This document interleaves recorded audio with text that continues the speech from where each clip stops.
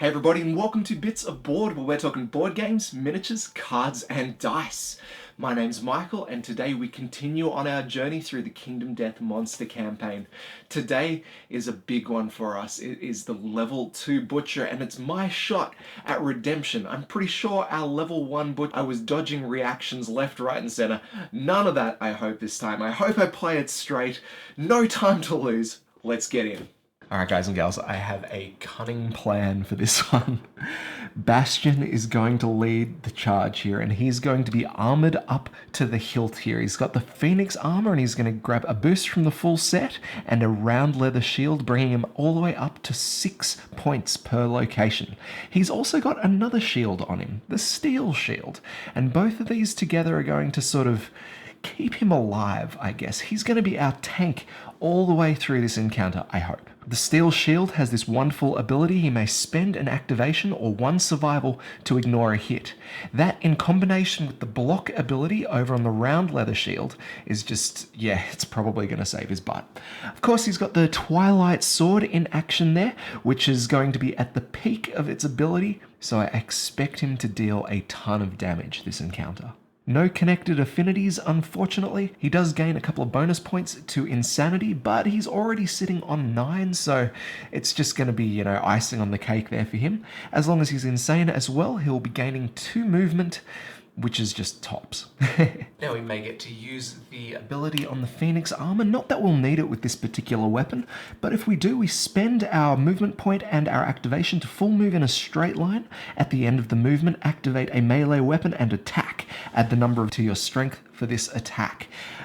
The Twilight Sword is already sitting on 9 strength, and he's got 5 natural strength behind him. It's not like we're going to need it, but it's there if we want to show off. Now he's got the Tumble fighting art, which gives him a 50% chance of dodging any collision that may occur. He has the Berserker fighting art, which will give him Bash and Frenzy. I'm not sure we'll be needing this unless things get desperate and we run out of survival. And we also have Combo Master. On a perfect hit, make 1 additional attack roll. He's also got a couple of disorders, his first being Prey. You may not spend survival unless you are insane. Well, he's definitely insane, so no need to worry there. Quixotic, which is a favourite. If you're insane when you depart, gain +1 survival and a strength token. There's a strength token, but like I said, he's probably not going to need it. He's also got Squeamish. You cannot depart with any stinky gear in your gear grid. If a status or effect would cause you to become stinky, lose all your survival. Thank goodness that Arcanthus is not stinky, and by the looks of things, he's pretty safe on all other accounts. Now, Bastion's also got an ability granted by his Sour Death Taste. He is allowed to encourage himself, gaining a boost to strength, but strength, bah. Alright. Next up, we have Dryleaf. Now this might seem a little bit strange. Dryleaf's been working on the spear weapon proficiency, but there are no spears here. Now the reason I'm bringing him along is we have a bit of a long-range strategy against the Butcher. We're essentially going to focus him on one close combat target. I don't know if that's going to work, but that's what we're going to attempt.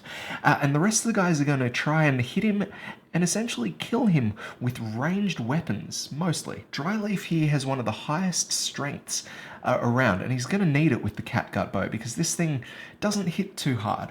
Now, of course, he gains a +1 strength token from Eva's Red Fist ability. And to top that off, we've got an additional 2 strength thanks to the affinities on his Monster Tooth necklace. So I'm just going to put those 2 there. I'm starting to run out of strength tokens here, guys. So really, we just want him to land a couple of hits with the arrows. Simple.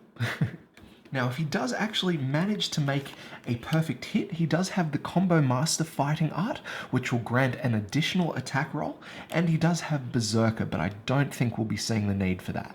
Next up, we have the always amazing Eva. Now, she and the next survivor will be looking to recreate their hunt reenactment from Lantern Year 10, I believe. Both of these guys get +1 speed when fighting the Butcher. Now she, of course, will be fighting with Fist and Tooth, so she gets a bit of extra luck there. Not sure if it was a great idea with Fist and Tooth. It's not a very naturally high strength weapon, but that's probably going to be okay as Eva is fairly well developed. with 5 natural strength and a ton of strength tokens, which we'll see in just a sec. Now, as far as the gear grid goes, we've given her the bandages and the cat eye circlet because she's probably going to be steering clear from the fight for a couple of rounds. We'll need her on the ball with the bandages, and for turns where we don't need that, well, the cat eye circlet's going to be just fine. Now, she's going to be able to get in and out of the fight quite well with a +1 movement, thanks to the connected affinities on the white lion boots, and honestly, that's the only reason that we're bringing the bone dagger along here. Alright, so she has the Red Fist Secret Fighting Art. At the start of the showdown, each survivor gains a +1 strength token.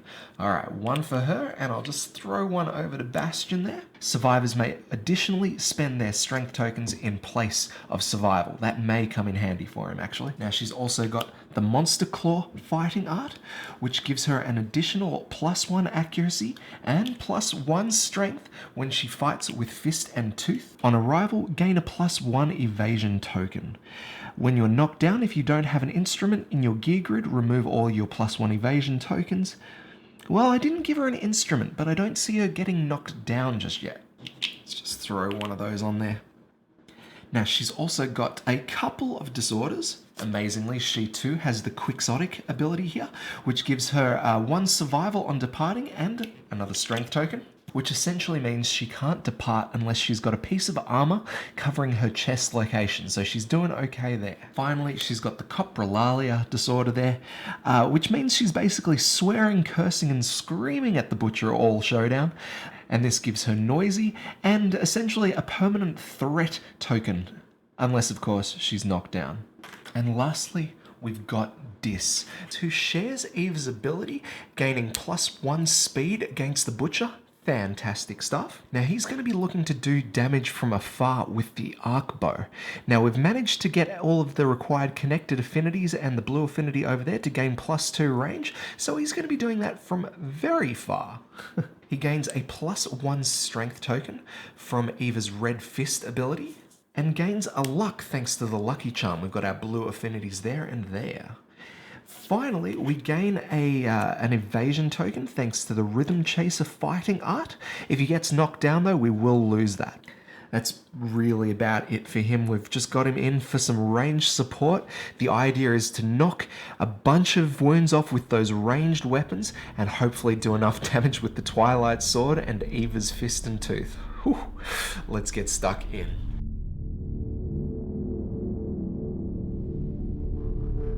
Alright, so here we are face to face with the level 2 Butcher. Now this guy has 15 cards in his AI deck, which means it's going to take 16 wounds to kill him. That's a ton of wounds for us. Being a level 2 Butcher, he's got a +1 damage and +1 speed token, meaning he's probably going to kill a bunch of our survivors here. I really hope not, because I like most of these ones a lot. Now, as is the norm with the Butchers, he has the dreaded trophies trait card here. When a survivor dies, place their miniature on this card. The monster gains the following bonuses for each miniature on dreaded trophies. Yeah, he's either going to get extra bleeding, extra movement and speed, or additional damage. All of these things suck for us. He's also got the fast target ability, which just makes sure his hit location deck is shuffled after every round. And then there's this bad boy. Now, we've seen the Berserker trait before, but not the Frenzied Berserker. Instead of being +1 AI card, this one is +2. Oh, we're in for a treat today, that's for sure. Now, each of our survivors also gains this Infectious Lunacy card. Whenever you suffer brain damage, gain lunacy tokens equal to the damage suffered. When you have 3 or more lunacy tokens, remove them and suffer the Frenzy Brain Trauma. Brutal. Alright, there's our Butcher out there in the distance being all menacing, standing next to his pile of bugs. We're down here though, and we get to go first because we are defending our home. Let's start with the Bowman. Now here, Dryleaf actually gains an ability from Dis's boss Mendy. Now I didn't actually explain this in the Gear Grid stuff, but it says boss is brave. When adjacent to you, insane survivors gain +1 speed. Currently, Dryleaf is insane, so he gains that +1 speed boost. However, he's not in range for the attack, so we'll have to sort that out soon. We'll move him just one step forward there, and then he's going to attack with the Clawhead Arrow. So we're going to roll one dice because this is so we're going to roll one dice and hope to hit on a 6+. Oh, that's a strong hit for us. We don't get any bonuses, or do we? Oh, yes, we do. We get an additional attack roll. This is kind of weird because this doesn't quite happen that much with the Clawhead Arrows. All right, go again. And a 6, so we have 2 hits here. I love it.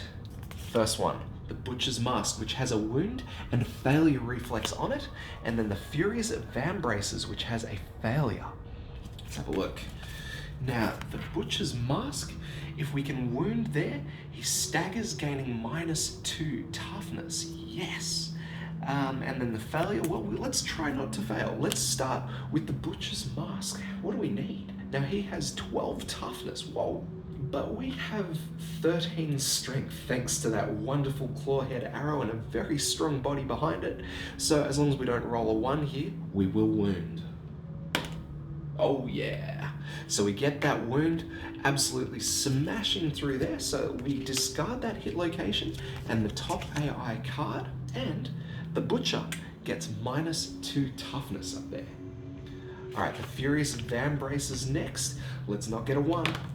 And we get an 8, which is great for us. No failure goes off, so we discard the AI card. 2 wounds in. I'm loving it. Let's get Dis in. We're just going to move him up 1 spot so that Dryleaf can gain the bonuses from Boss Mendy next round. Dis is going to take a shot with the Hollow Point Arrow. Now, thanks to the -1 evasion that we got from hitting with the Clawhead Arrow, we only need a 5+ here. Hoping for the best. Yes, sneaking in there with a 5. Let's draw our hit location, and we get the Furious Gut. Now this one here, this has a wound reflex, which is pretty boss, and may potentially knock down the Butcher here. Whoa, okay. Now he's got 13 strength behind him, which means we just need that, 2 or more here. Let's do it. 7, and we get the wound. Fan-freaking-tastic. The Butcher is knocked down. All survivors gain +1 courage. Cool. Alright, let's just knock you down for the time being. While both Eva and Bastion have full courage, Dis, for landing this shot, will gain his very first bold milestone. While the Butcher's taking a nap, let's quickly resolve that one.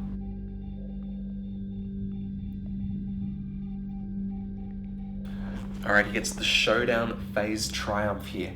The essential difference between man and monster is a gap no human can overcome. You accept this and tap into a deep well of deranged fortitude. Gain the following ability and roll on the table below. He gains Stalwart. Ignore being knocked down by brain trauma and intimidation actions. That may come in handy here, and we get to roll the dice. Let's do that. A 4. Gain +3 insanity and +3 survival. Alright, we're already maxed out on survival, but that's okay. An extra few points of brain padding never go astray. Alright, next we will move into Bastion's activation, and what a great time to be attacking the Butcher here. Thanks to his insanity, he's got an additional 2 points of movement, bringing him up to 8, and I think that means he's going to be able to get right in the Butcher's face here. 4, 5, 6, 7, perfect. Alright, thanks to our Twilight Sword specialization and how many points we've got in that, we get to ignore the cumbersome keyword, ignore slow, gain +2 speed, and gain deadly. 3 dice, 2+. 3 massive hits there. Alright. Let's find out where these are going. Furious Brow, this has a reflex on it. Thick Cape, another reflex. And the Cleaver, which is an impervious location. Alright, the attacker's heart is frozen with dread. Gain +1 insanity. Done. Let's go the Furious Bellow, because that's not going to affect us. The reflex is, unless the attacker is deaf or has 3 or more courage, they will suffer brain damage equal to the monster's level and are knocked down. Well, we have plenty of courage, so no issues there. We're going to be rolling again. We just don't want to see a 1 pop up, right? Boom! Oh, that's a critical wound too. Unfortunately, there's no critical wound text on this. That's a shame. We discard that AI card there. On to the next one. We'll check the reflex of that in a sec. Oh no! We actually missed this one. That sucks. What's going on here though? Attacker rolls 1d10. If the result is greater than their courage, they suffer brain damage equal to the monster's level. Hey. Alright, unless we roll a 10 here, we are good. Does it say equal to? No, just says greater than. We are just in the clear there. Far out. I'm going to keep this dice. This is a good dice. Bastion's having a good run here, so you better believe we're going to be attacking again. We drop his survival down to 6 and go again. Another 3 dice. 4, 9, 4. All hits there. Fantastic. Where are we hitting? The Furious Greaves, the Furious Crown, and the Furious Gauntlet. Wow, we're doing okay here, guys. Alright, this one has a failure on it, so I kind of like the look of hitting that one first. This one is going to move the Butcher out of the way here, so we may want the Greaves first. Yeah, okay. That looks like a good plan for us. Let's start with the Gauntlet, hoping for anything less than a 1. More than a 1, please. It's another critical wound. I love this dice. However, it's not one of those locations. We just discard and go to the next card here. The Furious Greaves. This has a reflex. Full move towards the attacker. Don't move if already adjacent. No worries. A 4. It's a wound. Too easy. Far out. Alright, this one here, the Furious Crown. Let's hope for a wound. Oh, it's an 8. We do solid work there, but we're going to be resolving the reflex here. The Butcher lashes out wildly, clearing a path for itself. All survivors adjacent to the Butcher suffer Bash. Full move towards the furthest survivor. Alright, Bash is knocked down here, so let's just pop him down like that. And the Butcher... I wonder what happens if he's knocked down.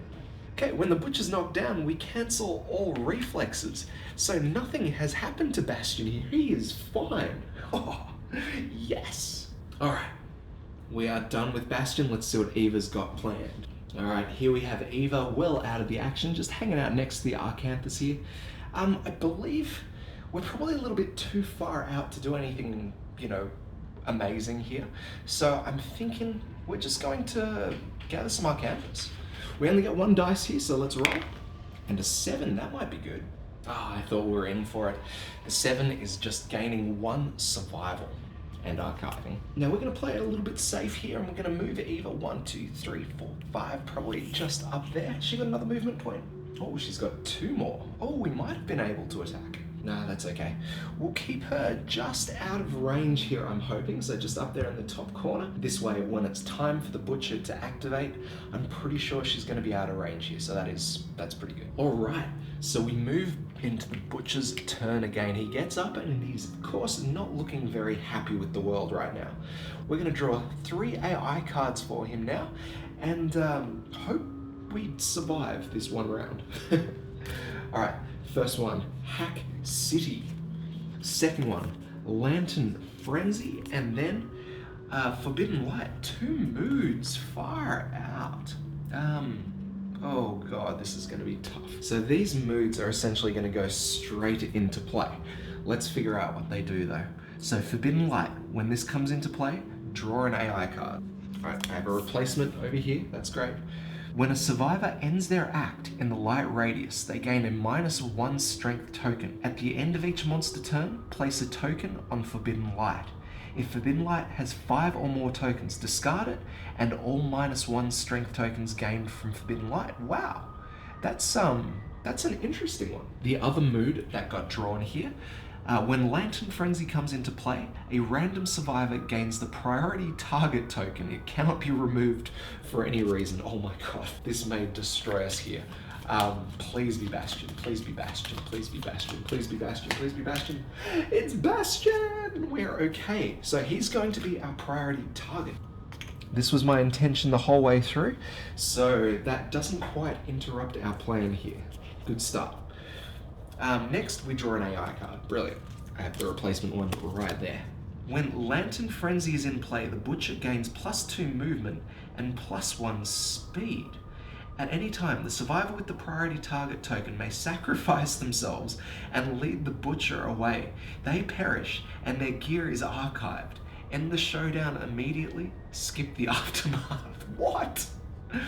Discard Lantern Frenzy if the survivor with the priority token is killed. Wow. I love the Butcher. Alright. Crap. Let's see what these other ones are. We also gain Wild Carve and Hue. All of these will throw some bleed tokens on there. Jeez. Now, Hack City is a pretty interesting card. If we actually manage to survive this, we get to do a little story event, and I don't think we've got much of a chance to survive it later on, especially after these. So I'm thinking we should give it a shot early. What do you reckon? Yeah, let's give it a shot. So this is going to be a 6-speed attack here. Hack City for days.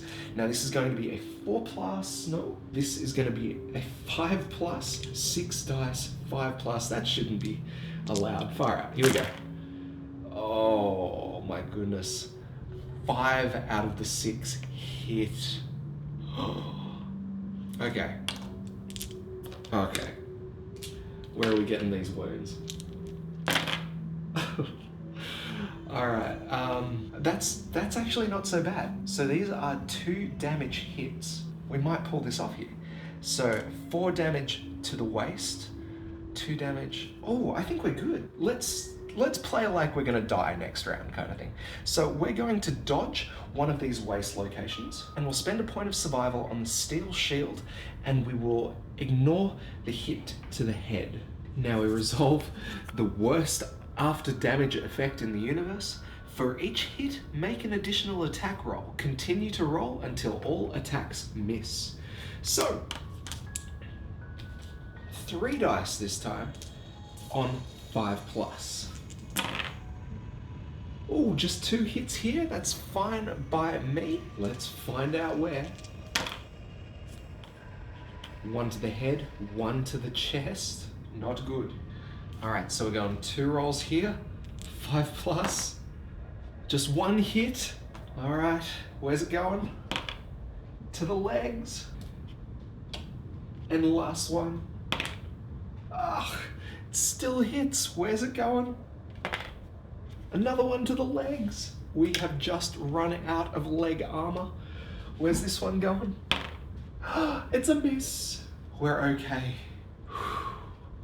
We survive, and we get to do the legendary lungs story event. Let's go. The sensation of the Butcher's attack is similar to drowning. Desperately you gasp for air, only to be met with a mouthful of steel. The monster's attacks rain down on you, each blow faster than the last. Despite the attack lasting only a moment, things seem to slow down.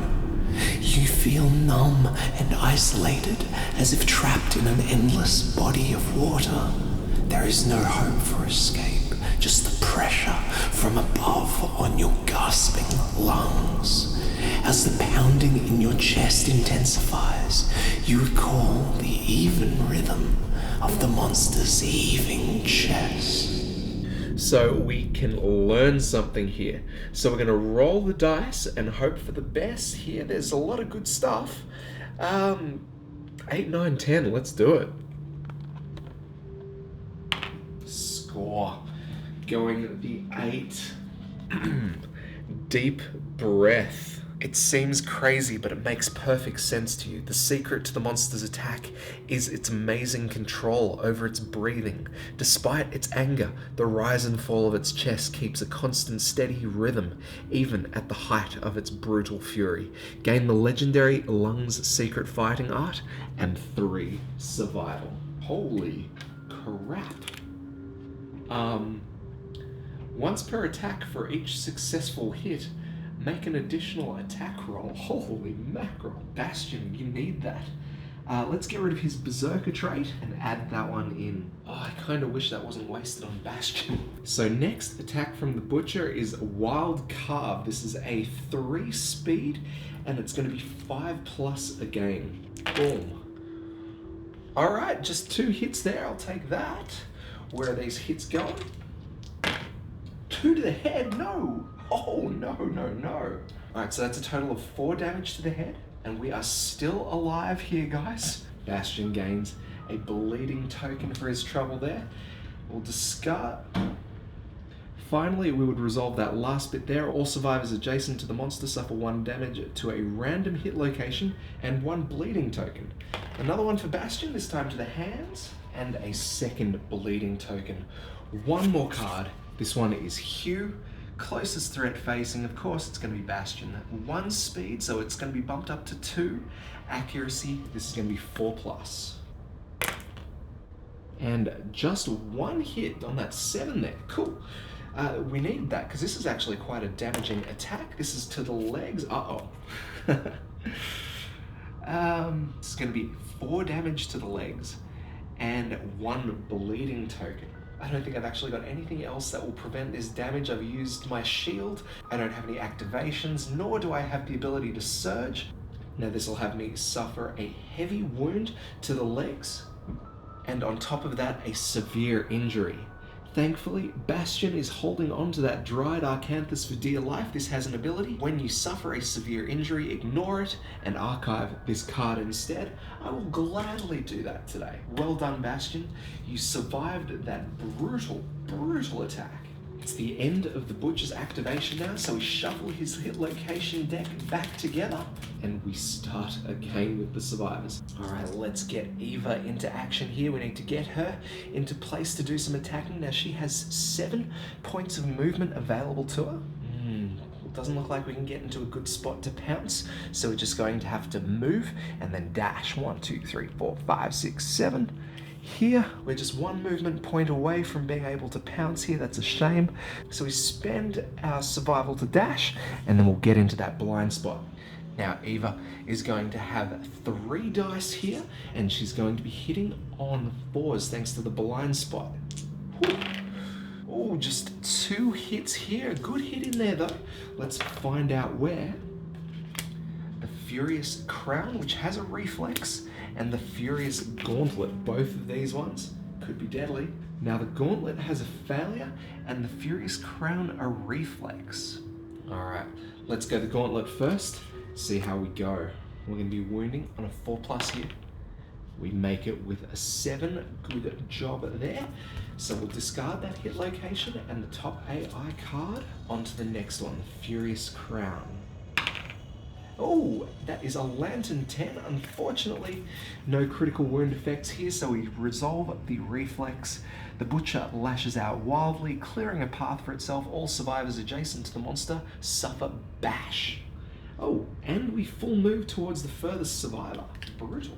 All right, so Eva suffers bash there. Let's lay her down gently. And, well, Bastion's already down for the count, so we're going to go 1, 2, 3. Has he got 3 or 4? He has 4 movement. The Butcher is coming for our Bowman here. Let's just check to see if Bastion suffers collision here, because he does have tumble. Oh, he does not. So he'll suffer 2 points of damage to the chest. He is now out of armor there too. Let's move to Dryleaf here. He's going to start off by spending a point of survival to encourage Bastion back on his feet.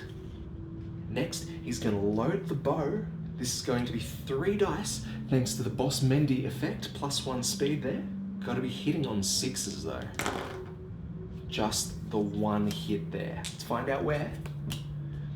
Furious Greaves, this has a reflex. Oh, an annoying one too. That is a full move towards the attacker. Don't move if already adjacent. Just need a 2+ here, guys. Oh, squeaking in there. It's another point of damage, and then the Butcher moves in closer. Now, unfortunately, we're not going to be able to take another shot with the bow, so we may as well, we're gonna fist and tooth it, guys. 3 dice, 7+, we're really just winging it here. 2 hits. Boom, perfect hits at that. And you know what? He has Combo Master. A 9, 3 hits.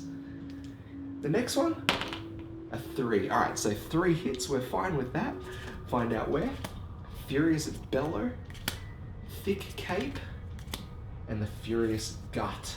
So a wound in Furious Gut, Furious Bellow, and then the Thick Cape.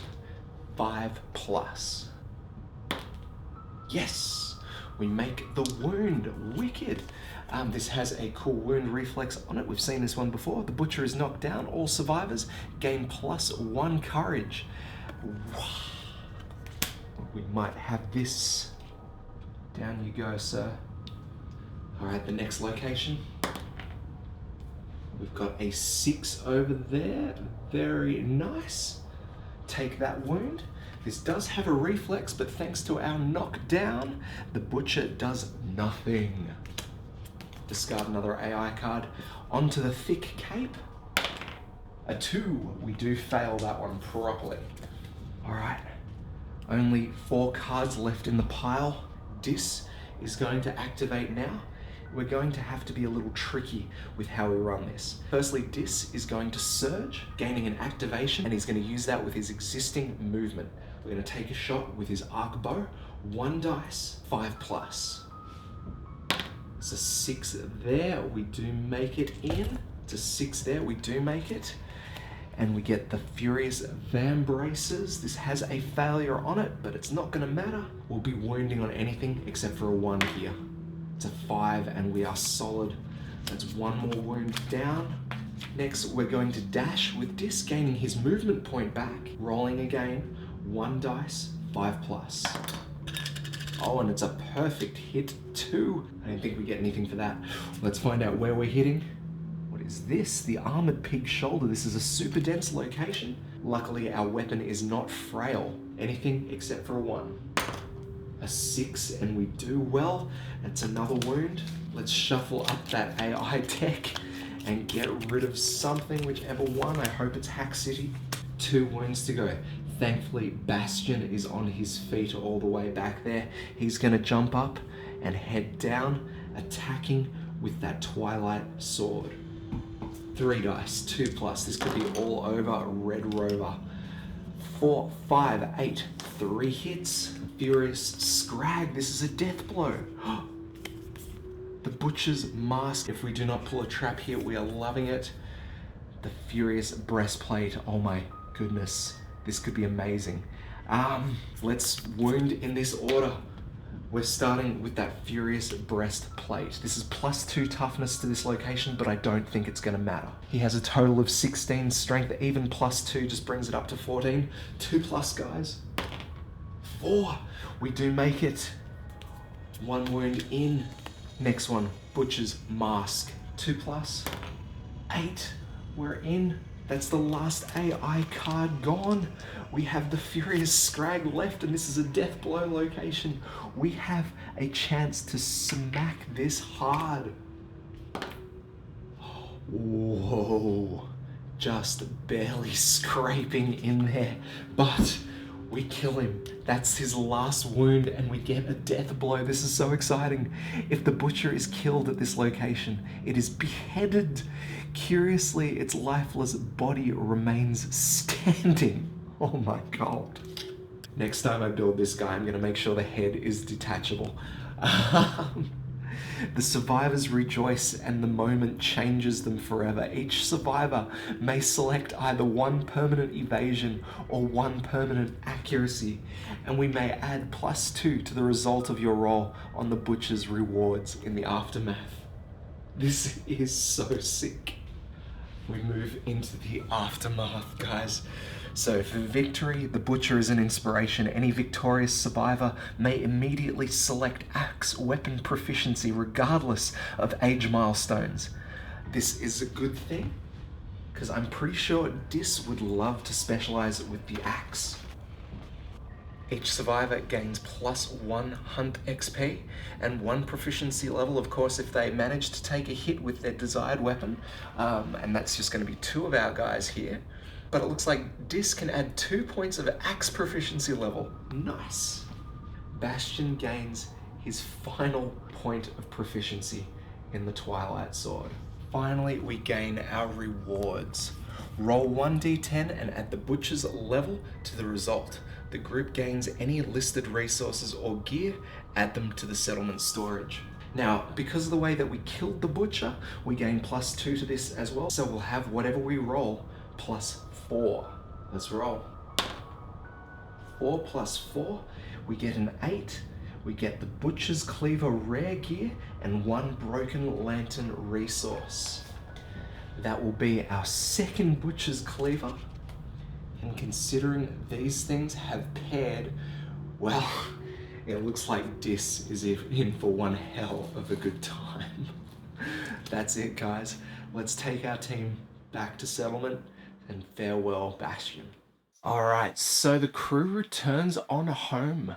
But before that, I missed an age event in there. Dryleaf crosses his 3rd age event, so let's go ahead and resolve that one now.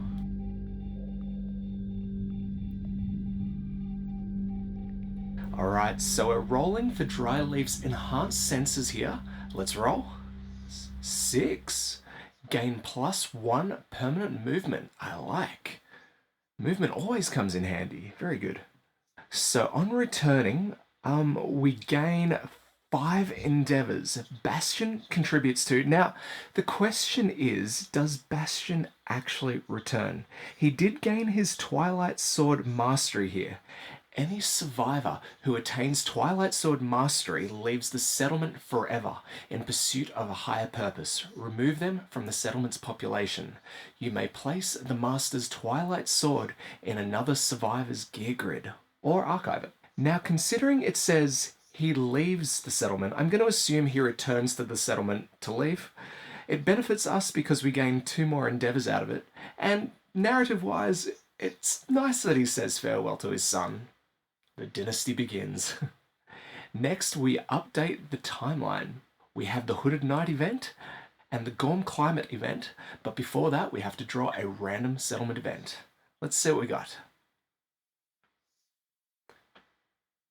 Split it here, and we get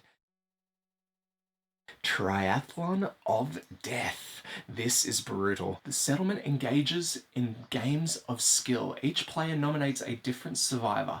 Every nominated survivor determines their score for each possible contest. Survivor's score determines their place. If the settlement only has 1 survivor, they do not roll. Instead, they realize they've been competing against themselves and gain 3 insanity, a random disorder, and the last man standing fighting art. Alright, we've got a nice lineup of survivors here. Ren, Nora, Eva, and Freya. Alright, so we begin with the race contest. We roll 1d10 plus the movement points. Now, Ren unfortunately only has 3 movement, so he's likely not going to do too well here. Let's roll for him first. 5 and 3 is 8. Actually, that's not bad for a one-legged man. Let's go to Nora, who has the full 5. 10. Ooh, she has smashed this. Alright, so she has 15. Next, we have Eva, who has 6 movement. 7 is 13. And Freya, ooh, 5 plus. 4 is 9. Alright, good job, Nora. You gain +1 permanent movement. Congrats. Eva gains +1 courage. She's already full on courage.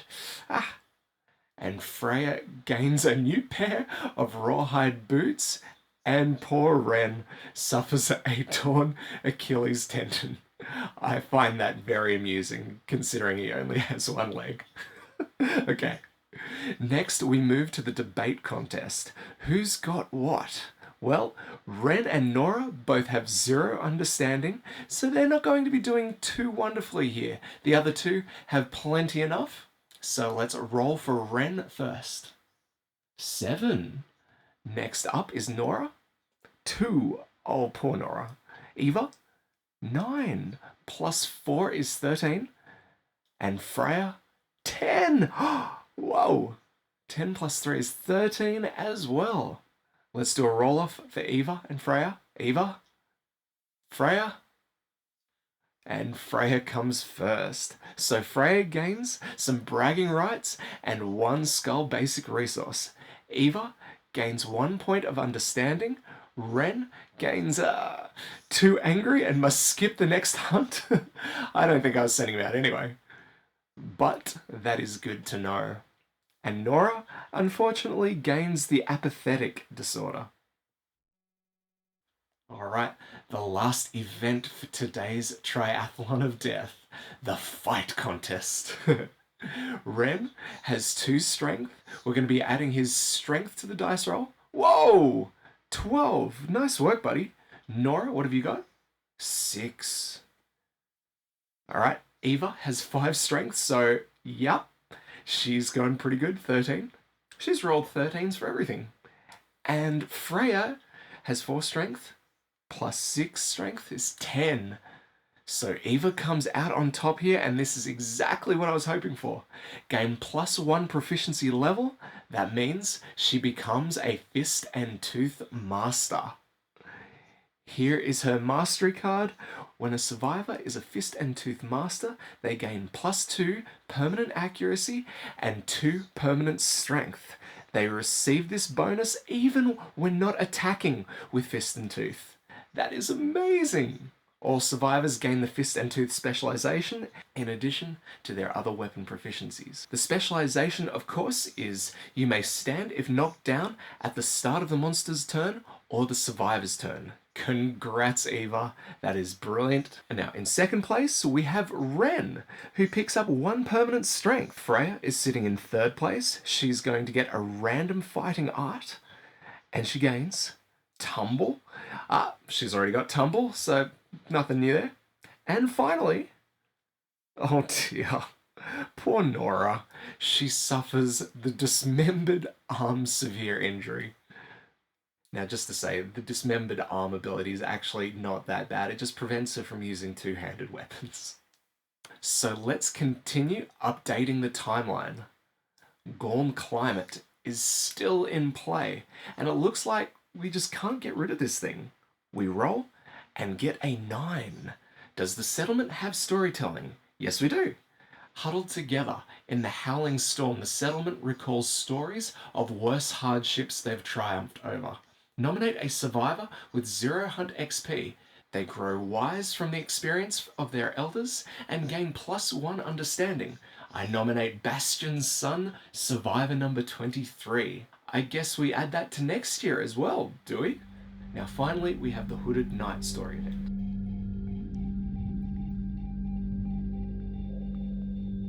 Alright, so the Hooded Knight event, if any survivor has the Twilight Sword, they duel the knight. And, well, I guess we'll take this moment to farewell Bastion, for he is leaving the settlement to pursue Twilight Knight duties, but he has passed on his Twilight Sword to his son. So I guess we've got a duel. 8. Solid stuff. We add the 3 points, which is 11. Gain 2 levels of weapon proficiency, 1 insanity, 1 survival. The knight has unfinished business, which means we add the Hooded Knight event to the timeline 4 years from now. Now on to development. Thanks to the skull that we gained at the end of that triathlon, and a questionable resource, a monster organ, and this endeavor here, we're going to innovate. So we'll start there, and we'll see if that opens up any pathways for us. We've got our innovation deck here. Give it a quick shuffle, and we're going to draw 4 of these, choosing 1. We have Clan of Death. Finally, one of these guys comes out. Cooking, again, Nightmare Training, and Scarification. Alright, so we've seen a few of these pretty recently, so I'll just gloss over them. Scarification essentially gives a survivor a once-in-a-lifetime opportunity to gain bonuses to their stats. It's pretty much a 50-50 chance whether or not you get something good or not, but it's an interesting one nonetheless. Nightmare Training, you spend an endeavor, lose 3 survival, and then you can roll on the table here. It's pretty solid. On an 8 to a 10, you gain some bonuses here, like bonuses to weapon proficiency, permanent accuracy and strength. Or if you get a 1, you pretty much have to spend a survival or die. That's pretty interesting. We have cooking, where you can prepare some of the vermin and bits and pieces that you've been collecting from the monsters, cook that up for benefits across the settlement. And the Clan of Death here, this is going to benefit all newborn survivors, granting 1 accuracy, 1 strength, and 1 evasion. I really think this is going to be a good one for us, considering we're sort of concentrating on the newborn survivors a little bit to keep our numbers up. So yeah. Alright, so I'm thinking we're going to send Dorian off to the storytelling event over here. Now this is going to give him an opportunity to firstly gain an understanding if we roll poorly. Kinda hoping for that, because he needs 2 more understanding before he can shake the apathetic disorder that he's carrying. We can also gain a bunch of insanity for our next set of departing survivors, or the white speaker event, so it's a win-win across the mark here. So let's see how we go. Rolling. 3. I love it. Dorian gains his next point of understanding, 1 more point, and he is free. Brilliant. Alright, considering we've got the Clan of Death going on, we may as well spend a couple of endeavours at face painting, just to see if we can't add another survivor to the mix here. So we'll start with 1, and we'll go from there. Rolling a dice, hoping for a 4+. No! 3. And I really don't think it's going to be worth having an intimacy event with just 1 endeavour spent. The only other spot for us to go is to the shrine. So we'll use this, and hopefully we'll gain a boost to armor. Otherwise, insanity's good. It's all good here. Armor it is, though. Alright. So all of our departing survivors over here will gain an additional armor point at every location. Absolutely wonderful. So I guess that's it for development. Nice and easy there. Alright. So I don't know what we're going to do next hunt. We might just keep doing the antelope or the lion. Well, I'll have a think. But yeah, that's it for this one. Off we go. Now, just in case I forgot to add this, I'm pretty sure I did forget. Thanks to our killing blow on the butcher, we get to give our survivors a choice of either +1 to accuracy or +1 to evasion. Bastion, although it doesn't really matter for him, he went accuracy. Eva went accuracy. And Dis and Dryleaf both went evasion. He's not so bad. That was a pretty chill fight for us. I think the fact that we went in with a plan helped a lot. So we weren't like overtly risking our weaker survivors. Honestly, we just had one guy armored up to the hilt and bang, chop, far out. It was pretty dicey in there with Hack City. Bastion, though, pulling through, and even if just for a moment, coming out with a brand spanking new fighting art, even though we do have to wave goodbye to him. Now, I wasn't so sure if we could cheat the system there. I know it says at the end of the encounter that anyone can change their weapon specialty to an axe specialty. And I was like, ooh, Bastion, you want to be good at axes, but then he'd have to keep the sword and the axe, and I don't think it'd work in the long run. Who knows, he'd probably end up dying when the Twilight Knight rocked up at the settlement anyway. It wasn't a hugely eventful settlement phase, although I really did enjoy the decathlon of death, or whatever it was. That could have gone pretty poorly, but I kind of rigged it. I put in a couple of really strong survivors that I care about, and then the weaker survivors that I'm like, you're missing a leg, you're probably not going to win that race anyway. It was a laugh for me, and I hope you enjoyed it too. It was pretty funny. Anyway, that's probably about it for the vid today. Nothing too much going on. Hello. I have a kitten sitting on top of me. Yeah. Anyway, that's probably about it for this one today, guys. We totally killed it. It was a bit of undue stress there going into that butcher's fight, but yeah, we did fine. Not quite sure what we're going to do next encounter yet. We'll probably steer clear from the Phoenix for another one. I want to start building those weapon proficiencies up, and he is just not the best way of doing things for that sort of things. As always, guys, thank you very much for watching up to this point. Make sure you do all those cool YouTube things. Like, comment, subscribe if you haven't, and join us on this crazy board gaming journey. Alright, all that being said, guys, my name's Michael. This is Bits of Board. We'll catch you next time.